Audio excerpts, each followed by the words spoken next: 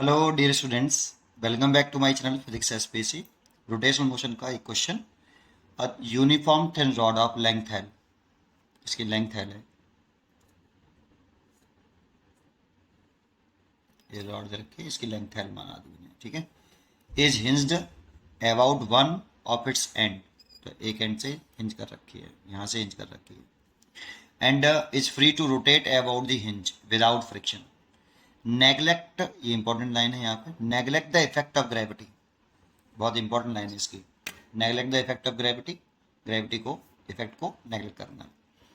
अब force F is applied at a distance X from the hinge on the rod, तो देखो hinge से x distance पर एक फोर्स अप्लाइड किया है F from the rod such that the force is always perpendicular to the rod, ठीक है। Force जो लग रहा है वो perpendicular. Find the normal reaction at the hinge, normal reaction at the hinge as a function of X at the initial, ये लाइन भी इंपॉर्टेंट है, at the initial instant when the angular velocity of the rod is zero। मान लो ये initial है और इस जगह पर एंगुलर वेलोसिटी कितनी है, जीरो है आपकी। ये हमें क्वेश्चन में गिवन है।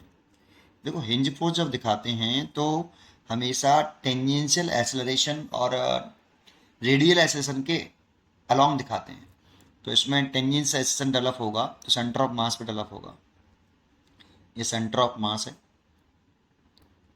और एलॉन्ग होगा तो टेंजेंशियल एक्सेलरेशन, उधर फोर्स लग रहा है तो मान लो इधर घूम रही है ऐसे, ये टेंजेंशियल एक्सेलरेशन डेवलप होगा आपका ये।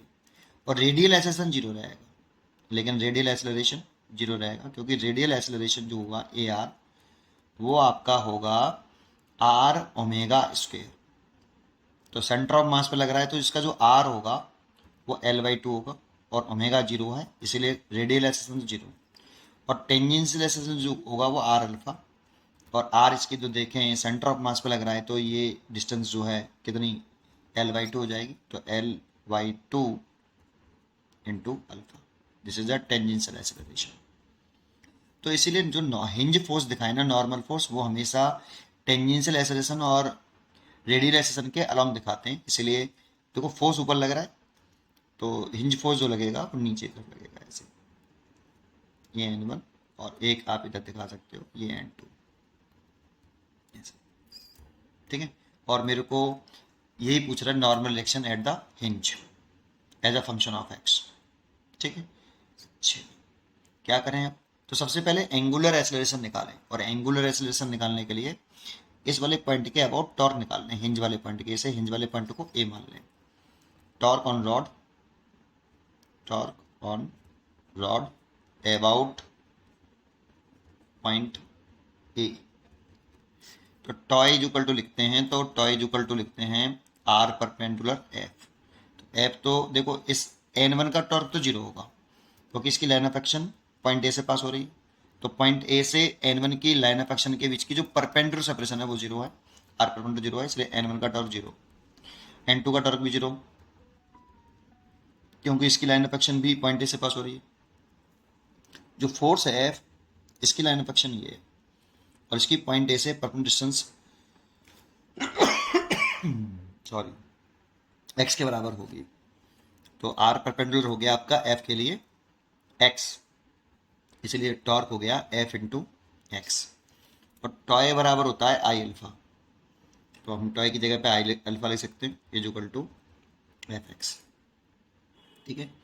अब मोमेंट ऑफ इनर्शिया जो है उस पॉइंट का, इस फॉर्मूले को यूज करते समय ध्यान रखो कि जिस पॉइंट के अबाउट टॉर्क निकालते हैं उसी पॉइंट के अबाउट मोमेंट ऑफ इनर्शिया लेते हैं। तो इस हिंज वाले पॉइंट के अबाउट टॉर्क निकाला है तो हिंज वाले पॉइंट के अबाउट मोमेंट ऑफ इनर्शिया लेंगे, और रॉड के एक एंड से पास होने वाली और रॉड के परपेंडिकुलर एक्सेस के अबाउट जो मोमेंट ऑफ इनर्शिया होता है वो 1/3 एम एल स्क्वायर होता है, और ये alpha is equal to F x.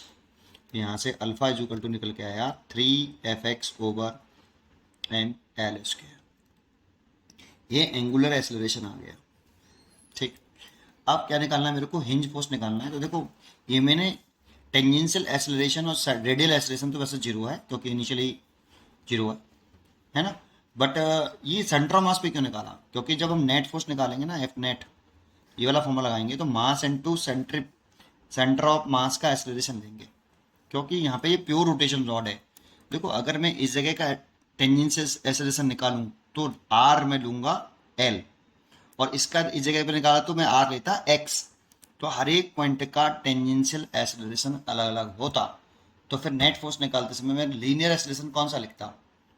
तो जब भी ऐसा कंसेप्ट आए, जो पीछे जो प्योर रोटेशन ट्रांसलेशन मोशन होते हैं, जब बॉडी ट्रांसलेशन मोशन करती है तो ओनली ट्रांसलेशन मोशन करती है, तो उसके हर एक पार्टिकल का लीनियर एक्सेलरेशन सेम होता है, इसलिए एफ नेट बराबर मास इनटू एक्सेलरेशन लिख देते हैं।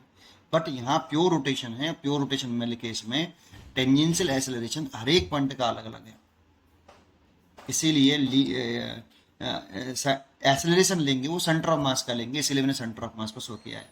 ठीक है, एक इंपॉर्टेंट पॉइंट। चलिए अब नेट फोर्स निकाल लीजिए आप। तो net force along Y axis लिख देता हूँ, अलोंग वाई एक्सिस, है ना। तो नेट फोर्स लिखूँ तो देखो टेंजेंशियल ऊपर दिखा रहा हूँ, तो सो एफ बड़ा मान लेता हूँ n1 से, तो नेट फोर्स लिख लेता हूँ एफ माइनस n1, और नेट फोर्स लिखता हूँ तो मास इनटू एक्सेलरेशन, तो मास और tangential acceleration 80 is equal to F minus n1, और tangential acceleration is equal to होता है आपका l/2 अल्फा, तो M l/2 alpha F minus n1। यहाँ से आगे करूँ तो m/2 m/l/2 और अल्फा की वैल्यू पुट कर दूँ 3f(x) over m(l)² is equal to F minus n1। देखो m से तो m कैंसिल हो जाएगा, एक l से एक l कैंसिल हो जाएगा, तो यहाँ पे ये आएगा 3f(x) over 2l is equal to F minus n1। तो n1 निकालें तो नेक्स्ट पेज पे करें, नेक्स्ट पेज पे कर देते हैं यहाँ पर, है ना। तो n1 निकालें अगर हम, तो n1 is equal to F minus 3f(x) over 2l, यहाँ से f कॉमन ले सकते हो, 1 माइनस 3x ओवर 2l, एक तो n1 तो इतना आ गया, है ना। और अलोंग x एक्सिस की चर्चा करें, अलोंग x एक्सिस की चर्चा करें, देखो इसमें अलोंग x एक्सिस एक ही फोर्स लग रहा है n2, और कोई तो फोर्स है नहीं है, तो n2 नेट फोर्स हो गया, नेट फोर्स हो गया आपका n2। लेकिन इस दर्शन में जो रेडियल एक्सेलरेशन है वो इसी दर्शन में रेडियल एक्सेलरेशन है, देखो ए आर, ये A R is equal to n2, लेकिन रेडियल एक्सेलरेशन जीरो है, रेडियल एक्सेलरेशन जीरो है, इसलिए ये n2 कितना होगा, जीरो होगा, n2 जीरो होगा।